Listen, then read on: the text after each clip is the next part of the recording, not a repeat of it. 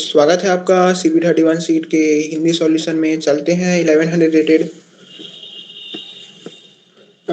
9th question, cardboard for pictures. ठीक है, मिर्किया has an pictures. The ith picture is a square with a side length of SI centimeters. He mounted each picture on a square piece of cardboard so that each picture has a border of W centimeters of cardboard on all sides. In total, he used C square centimeters of cardboard. Given the picture sizes and the value C, can you find the value of W? Please note that the piece of cardboard goes behind each picture, not just the border. ठीक है, तो क्या है, हमको क्या हुआ, बहुत सारे पिक्चर्स दिए हुए हैं। ठीक है, ये पहला पिक्चर, ये दूसरा पिक्चर, ये तीसरा पिक्चर। ठीक है, ऐसे करके बहुत सारे पिक्चर दिए हुए हैं और हर एक पिक्चर का जो साइड का लेंथ है वो दिया हुआ है। ठीक है, इसका साइड का लेंथ A1 है, इसका A2 है, इसका A3 है। ठीक है, और क्या है, एक कार्डबोर्ड दिया हुआ है।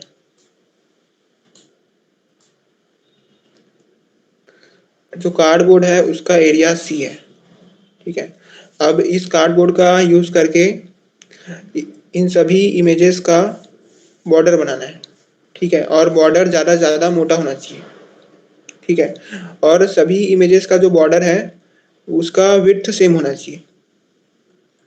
ठीक है, तो एग्जांपल देखते हैं। ठीक है, जो भी विड्थ हम लोग रखेंगे, विड्थ को क्या करना है, मैक्सिमाइज करना है।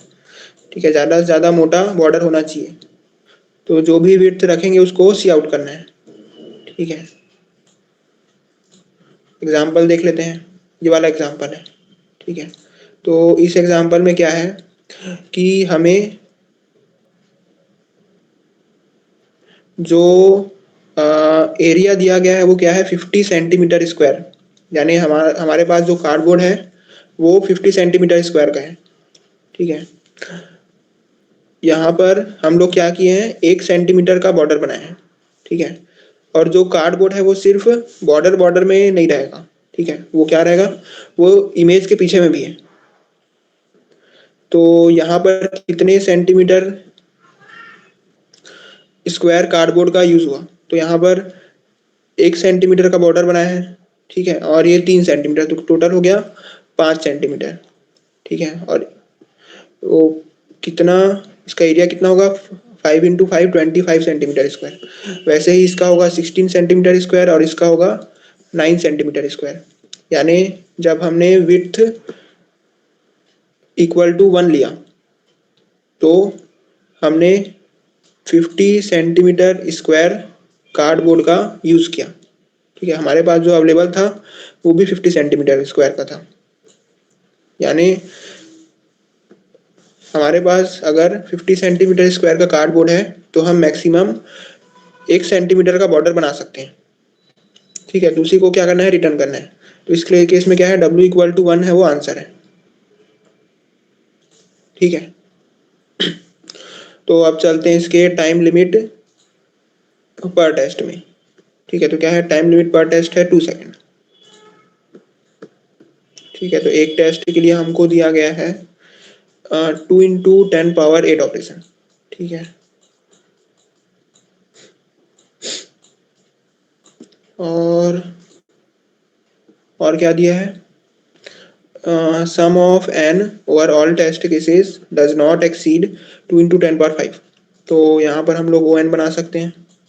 ठीक है, ON log n का बना सकते हैं। अगर ON स्क्वायर का बनाएंगे तो टाइम लिमिट एक्सीडेड। ठीक है, यहाँ पर मैक्सिमम क्या कर सकते हैं, ON log n का बना सकते हैं। ठीक है, ON स्क्वायर में क्या होगा, ON स्क्वायर में हो जाएगा 2 इंटू 10⁻5 का स्क्वायर, जो क्या करेगा, इसको एक्सीड कर देगा। ठीक है, तो इसलिए ON स्क्वायर का नहीं बना सकते। अब चलते हैं सॉल्यूशन में।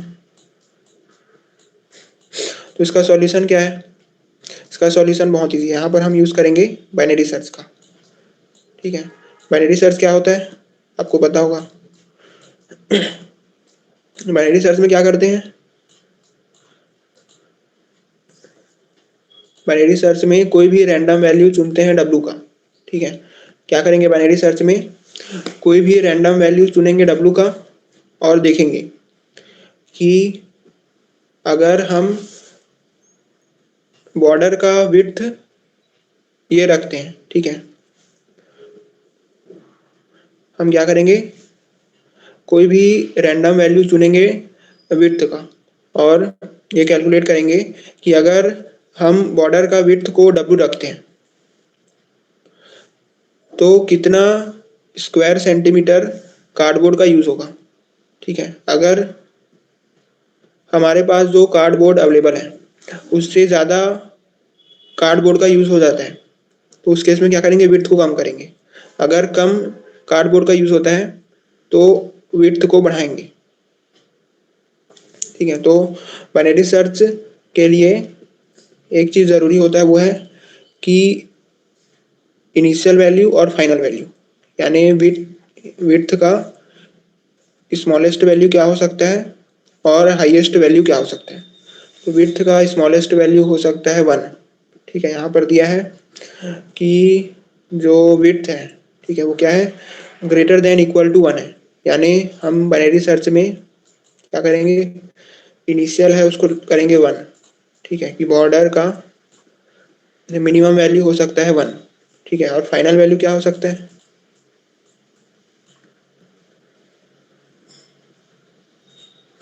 बॉर्डर का इमेज का जो बॉर्डर है उसका मैक्सिमम विड्थ क्या हो सकता है।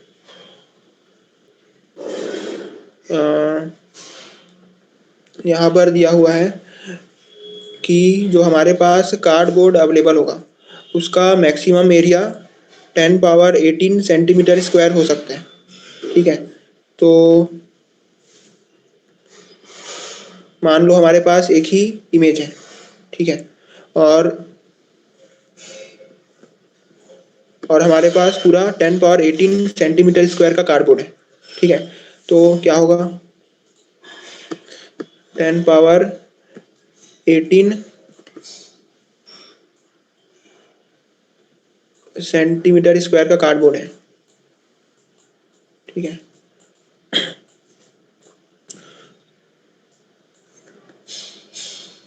तो इसका जो एक साइड है वो कितना का होगा, 10 पावर 9 का, ठीक है। अब पूरे इस कार्डबोर्ड का यूज़ करके हम एक ही इमेज के ऊपर लगाएंगे, ठीक है, ताकि हमें मैक्सिमम विड्थ पता चले। तो ये है इमेज, ठीक है। इमेज है वो बहुत छोटा है, मान लो 1 सेंटीमीटर का, ठीक है, क्योंकि इमेज छोटा रहेगा और कार्डबोर्ड बड़ा रहेगा तभी विड्थ जो है वो मैक्सिमम होगा, ठीक है। तो क्या हो जाएगा, विड्थ है वो कितना हो सकता है, 10 पावर 9/2, ठीक है। तो मैक्सिमम विड्थ हो सकता है 10 पावर 9/2, ठीक है, 10 पावर 9/2।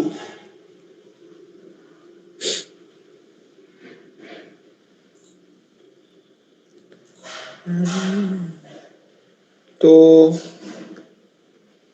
क्या करना है, जो फाइनल विड्थ है वो हो सकता है 1E9/2, ठीक है। अब क्या करेंगे, वही करेंगे जो करते हैं, while initial less than equal to final, ठीक है। और क्या करेंगे, मिड का वैल्यू निकालेंगे। जो मिड है वो क्या होगा, initial plus final minus initial by 2, ठीक है, initial plus final minus initial by 2,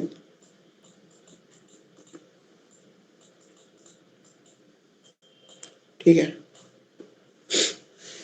इसके बाद क्या करना है, इसके बाद हमें जो भी विड्थ दिया होगा, ठीक है, इसके हिसाब से एरिया कैलकुलेट करेंगे।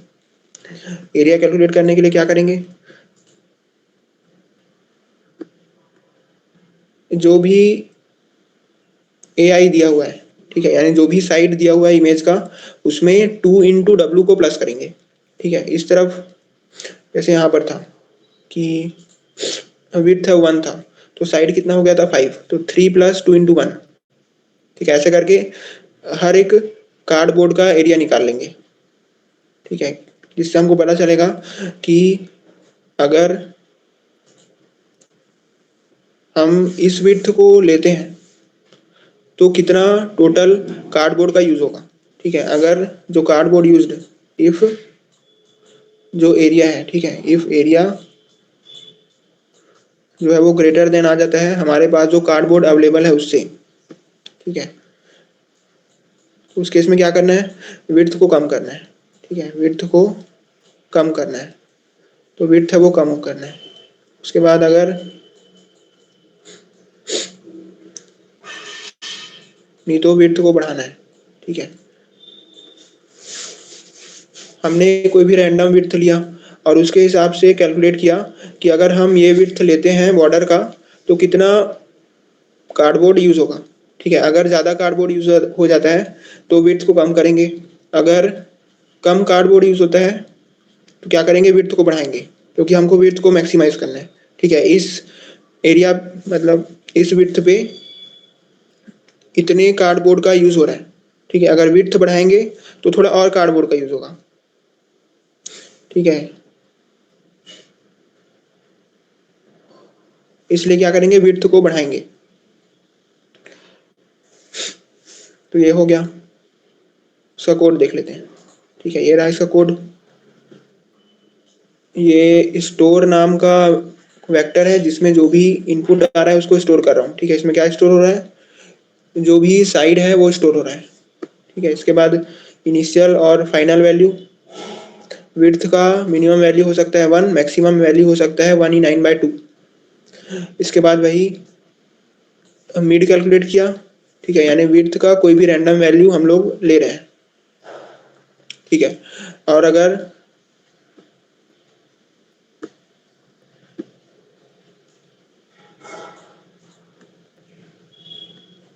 और क्या है, हमको क्या करना था कि अगर एरिया ग्रेटर देन सी है तो विड्थ को घटाना था। ठीक है, मतलब हमने ऐसा विड्थ चुन लिया जिससे ज़्यादा कार्डबोर्ड यूज हो गया, तो विड्थ को घटाना था, नहीं तो विड्थ को बढ़ाना था। ठीक है, इसको हम लोग एक और तरीके से लिख सकते हैं। ठीक है, इस तरीके से अगर लिखेंगे तो क्या होगा, टाइम लिमिट मतलब मेमोरी लिमिट एक्सीड हो जाएगा।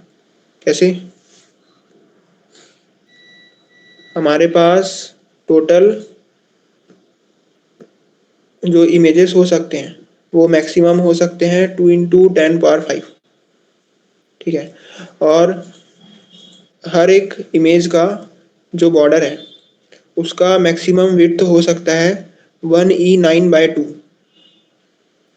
ठीक है, तो हर एक इमेज का, अगर हर एक इमेज जो है वो 1E9/2 बॉर्डर का यूज कर रहा है तो कितना एरिया हो जाएगा, ये हो जाएगा 1E9। ठीक है, तो इसका एरिया हो जाएगा 1E18। ठीक है, यानी हर एक इमेज 1E18 कार्डबोर्ड का यूज कर रहा है। ठीक है, और हमारे पास कितने इमेजेस हैं, हमारे पास इमेजेस हैं 2 × 10⁵।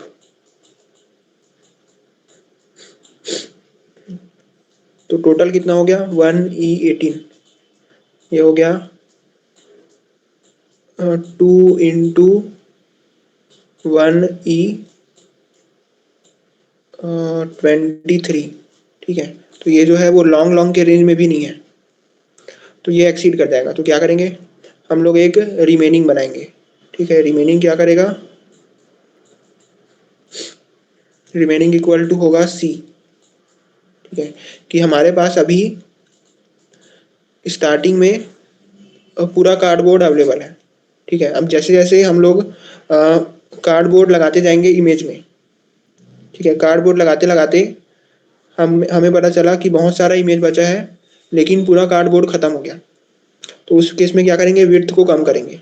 ठीक है, विड्थ कम करेंगे तो ज़्यादा इमेजेस में लगा पाएंगे। तो अगर क्या है, रिमेनिंग जो है वो नेगेटिव में चला गया। ठीक है, इफ रिमेनिंग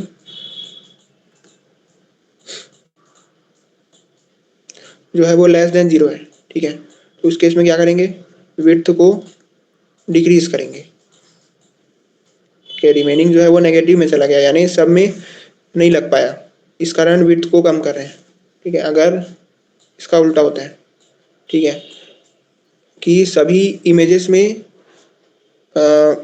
बॉर्डर लग गया लेकिन फिर भी बहुत सारा अपने पास कार्डबोर्ड बच गया, तो उस केस में विड्थ को बढ़ाएंगे, ठीक है। कि इस विड्थ में हर एक में बॉर्डर लग गया, ठीक है। हो सकता है कि अगर हर एक का विड्थ ज़्यादा होता तो भी हर एक में बॉर्डर लग जाता, ठीक है। तभी पता चलेगा कि मैक्सिमम कितना विड्थ हो सकता है इमेज का, ठीक है। विड्थ को मैक्सिमाइज करना है तो उसी को लिखा हूँ यहाँ पर, ठीक है, कि अगर एरिया रिमेनिंग लेस देन 0 है तो क्या करो, विड्थ को कम करो, अगर नहीं है तो विड्थ को बढ़ाओ। सी आउट आंसर, ठीक है। क्या है इसका टाइम कॉम्प्लेक्सिटी, टाइम कॉम्प्लेक्सिटी है n log n, ठीक है। और स्पेस कॉम्प्लेक्सिटी क्या है, स्पेस कॉम्प्लेक्सिटी है n का।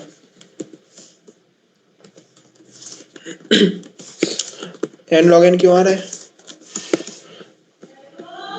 ये वाला जो लूप है वो log n टाइम चलेगा, क्योंकि यहाँ पर बाइनरी सर्च का यूज हो रहा है और ये वाला लूप o n टाइम चल रहा है, ठीक है। तो कितना हो गया n log n, तो n log n है वो रेंज में है, ठीक है। ये रहा n log n, कहाँ गया, ये n log n जो है वो रेंज में है, ठीक है। Thank you.